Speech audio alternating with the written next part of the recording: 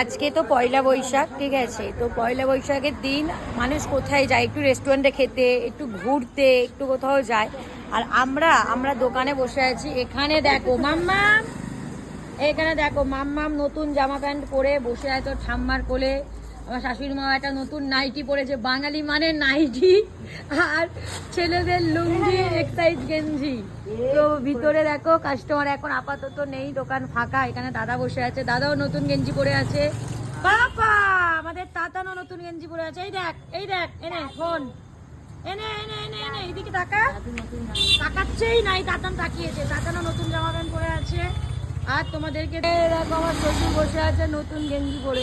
এই দেখো গেঞ্জি আর লুঙ্গি, ঠিক আছে? বাঙালি মানে গেঞ্জি আর লুঙ্গি পরতে হয়। লুঙ্গি আর গেঞ্জি পরে বসে আছে রাস্তার ওপারে। এপারে দেখো আমাদের দোকান খোলা, তাতানোর জেঠুর কোলে, তাই তো তাতান? আর এদিকে দেখো দুজন বসে আছে। আমরা এখন আপাতত দোকানে বসে আছি। আমরা তো আজকে দোকানেই বসে আছি, বা দোকান খোলা। বাড়িতেই ছিলাম সারাদিন, একটু ভালো মন্দ খেয়েছি আর বাড়িতেই আছি। তোমরা কে কোথায় গেছো অবশ্যই কমেন্টে জানাবে। টাটা।